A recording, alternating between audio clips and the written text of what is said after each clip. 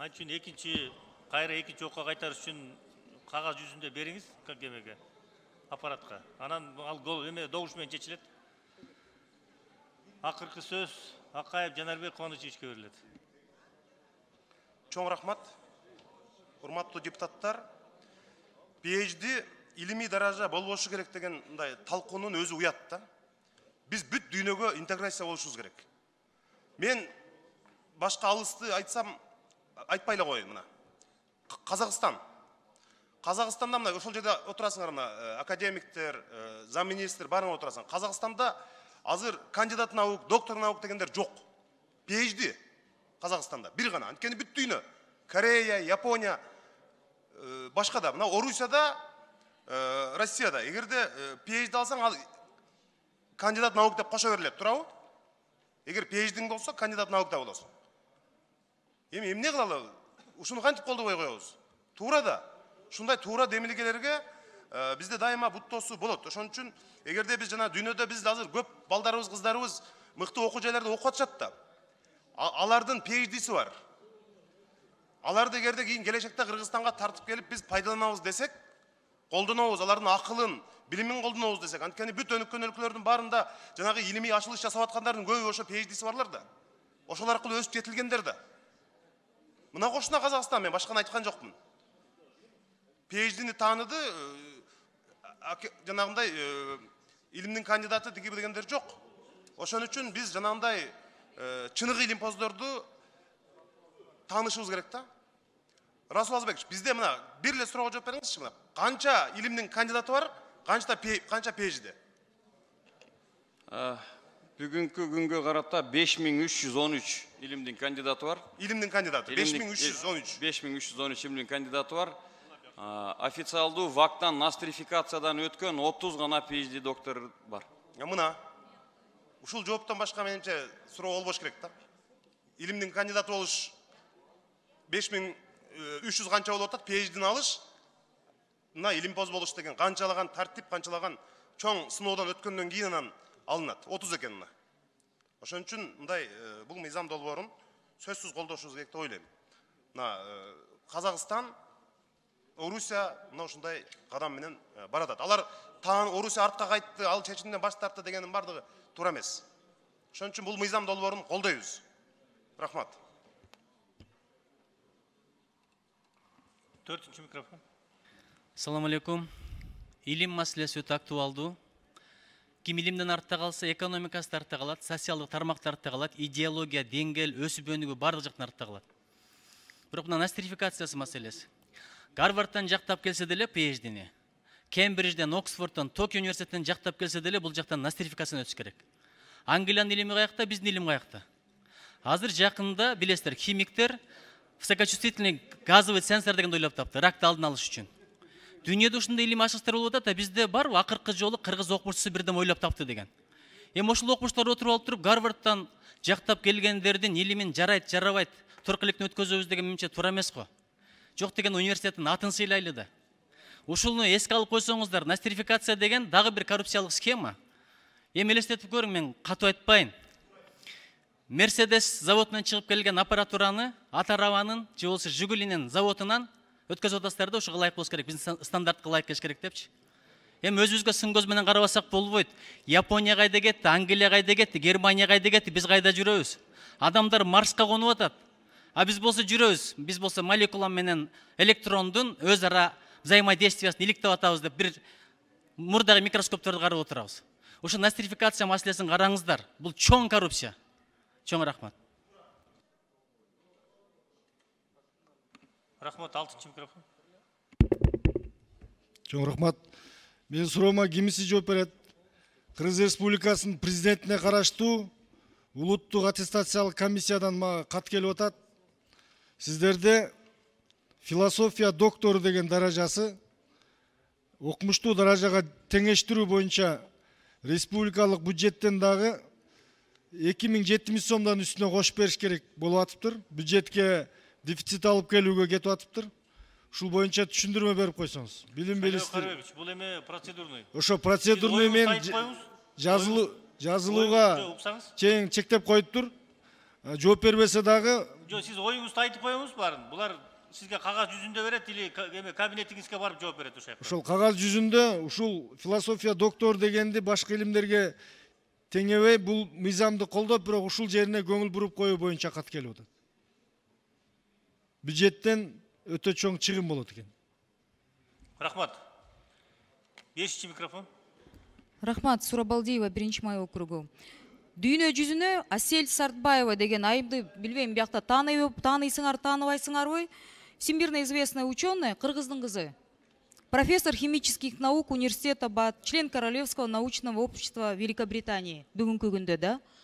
Ушул айымыбыз, мисалы, Кыргызстанга келсе, 4 ай нострификацияга документин тапшырат экен, высшая аттестационный комиссияга. Кембриджден бүткөн кызыбыз деген, ошол биякта мына коллегаларыбыз айткандай суранат экен да, урматтуу высшая аттестационная комиссия. Правильно ли я привлекла стартап на 1,2 миллиарда долларов? Ученый степенди мен туура алдымбы? Ана мен чыныгы академикмин жокмун деп, профессормун деп бияктан далилдеш керекпи? Бул эмне деген? Нострификация процессы 4 месяца. Абсурдные требования. Докажите, пожалуйста, предложенные в диссертации автором новые решения должны быть строго аргументированы и критически оценены по сравнению с другими инвестиционными известными решениями. Решениями где? Урматтуу высшая аттестационная комиссия. В Кыргызстане, в Академии наук, Улуу Британияда жүргөн кызыбыз, мисалы, бияктан келип далилдеш керек экен да. Туурабы? Анан ушундай талаптарды биз коюп жүргөнүбүз менен дүйнө жүзүндө PhD деңгээлин алган профессорлор, миллиардтап стартапты алган биздин жаштарыбыз Кыргызстанга өмүрү кайтып келишпейт. Потому что коррупция. Нострификация дипломов – это коррупция, Расул Мырза. И все, кто сопротивляется PhD, вы отстали. Вы коррумпированы, и вы никогда акылдуу жаштарды Кыргызстанга келип, биздин мамлекетибизди көтөрөбүз дегенге каршы деген адамдарсыңар. Кыргыздын душманы ушул адамдар. Эптеп ушул кызматта 30 жылда отурайын, пул чогултайын, акча чогултайын деген адамдар отурат алкы жерде менин астымда. Бүт Кыргызстан баары тааныйт. Белгилүү адамдарсыңар. Аспиранттарыңардан акча аласыңар. У нас маленькая страна, баары билишет. Токтотпойлу, биз астыга жылбайлыбы, экономикадан эмнемес менен мактанабыз. Акылдуу кыздар балдар стейтакта жүрүшөт, тентибейт, алар окатын кылып жүрүшөт. Бирок бияка келип мамлекетибизди көтөрөбүз дегенге умтулушпайт. Саясатка аралашабыз дегенде да бут тозушат биздикилер. Слишком умный или слишком умная деп. Мен 30 жыл отурам, менден ашып кетпе деп. Ичи тарлык, көрө албастык, и в профессуре то же самое. Сколько такое будет продолжаться? Нострификацияны мен таңғалам, мага канча жазып кайрылып атышат. 4 месяца, что вы рассматриваете? Гарвардтан, Оксфордтан, Лига Плющадан бүт келген университеттердин жанында, что вы сможете им доказать? Они не глупее вас, не в смысле вы не умнее, но они не глупее многих. Но и то вы 4 месяца заставляете за вами ходить. А я анда түңүлөт да, мага Нью-Йорктан предлагают. Мага теги килтеген университеттерден профессуру предлагают. Зачем я буду здесь торчать? Мен өз мекеним сыйлабайт деп. А из-за маленького такого чиновника... Рахмат. 3-чү микрофон. Рахмат, урматтуу төрага. Урматтуу кесиптештер, илим жөнүндө мыйзамынын долбооруна алып келинген өзгөрүүлөр өтө өзүктүү. Министрлик аябай жакшы бүгүнкү күнү реформаларды жасоого аракет кылып атат, колдоп атат. Өзгөчө ушул мыйзамга алып келинген өзгөрүүлөр PhD жагынан азыр биздин кесиптештерибиз айтып кетишти, аябай маанилүү. Жер жүзүндө биздин кошуналарыбыз түгүл ушул өчтү. PhD бар турбайбы? Докторлор жана кандидаттар менен чогуу биротолу ушундай наамга ээ болгон көп өтүп атат. Бизде деле ушундай болсун. Тем более PhD бул университеттерге түздөн түз ыйгарым укуктары. Жер жүзүндө ушундай. Ошондуктан биздин 5 өзгөчө макымына ээ боло турган университеттерге мындай окуу берсек, соң болот. Урматтуу министрдин орун басары, карап көрүңүздөр. Анан кийин ушул жерде ВАКтын ишмердүүлүгү боюнча маселени көтөрүштү. Урматтуу ВАКтын жетекчилери, сураныч, чындыгында ушул нострификация боюнча биздин жарандарыбыз канча деген жер жүзүндө, дүйнөдө эң белгилүү университеттерди бүтүрүп, бизге келип бир нече ай ичинде нострификацияны өтпөй атат. Өтө кыйын ушул жаран болуп атат. Мындай жол-жоболорду жагынан өзгөрүүлөрдү киргизип койбойсуңарбы? Бул силердин колуңарда ушул чечим. өтө оңой киргизип койсо болот. Билим берүү министрлиги бул жагынан тоже карап көргүлөңүздөр. Бул бир. Анан кийин жазуу түрүндө маалымат берип коюңуздарчы. Ушул Стэнфорд, Оксфорд, башка белгилүү университеттерди бүтүргөндөрдүн саны канча? Бизге келип, азыр ар бир ишке такалып, бизге алып коюгула деп кайрылып атат. Бирок нострификацияны өтпөй, кайта же Кыргызстандан кетүүгө мажбур болуп атат, же жөн эле жумушсуз отуруп атат. Ушул саны бизге берип коюңуздар. Бул бир. Экинчи, нострификация боюнча жол жоболор жагынан маалымат берсинчи, кандай кийинки кадамдар жасайт? Эмне кылат? Маалымат берип койгула. Биз жардам беребиз. Бул жагынан көпчүлүгү депутаттар жардам берейин деп атат. Рахмат. Рахмат. 6-чы микрофон. Нурбек Өмүрбекович, урматтуу депутаттар, кечиримди сурайм. Мен суроону бергенде зам министрге бир пикирге келдиңерби деп ооба келдик. Ошондо кандай келдиңер? Азыр нострификацияны кылыш керекпи ошондо? Дастан Талабаевич. Жок, тактап алайлычы ошол суроону. Жок, мындай да. Эми мыйзам долбоорду вот Нурбек Өмүрбекович. Жок, оюмду айтып атам, Нурбек Өмүрбекович. Бул жерде мындай айтып атпайбы? Биз бир пикирге келдик. Ошону угайм деп атам, тактап алайм деп атам да. Кандай пикирге? PSG ошондо ушундай эле болуп калабы же сөзсүз нострификацияны өтүш керекпи? Всё, ошол эле суроо. Себеби мен дагы позицияны такташ керекмин да. Бул жерде комитет жооп берсин ошол боюнча.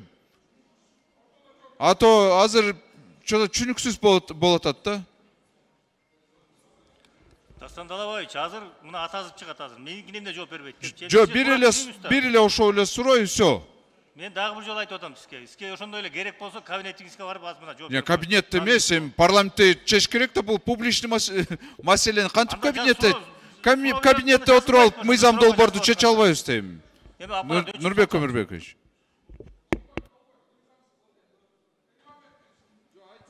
Эми регламент деген бар да, Дастан Талабаевич.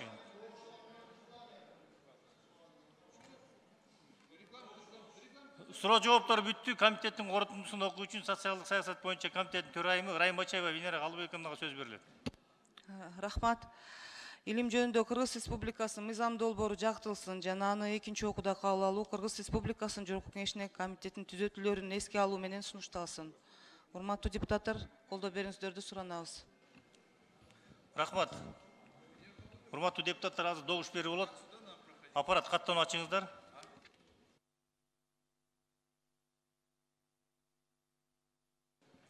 Каттоодон 85 депутат өттү. Каттоону жабыңыздар.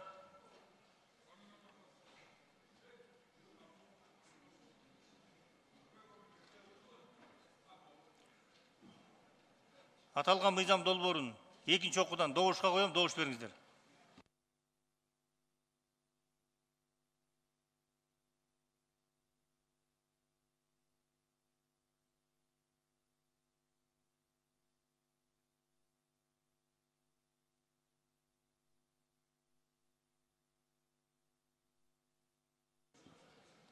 Макул 74, каршы 4, баары 78, катталды 86. Мыйзам долбоору экинчи окуудан кабыл алынды. Чакырылгандар бара берсеңиздер болот.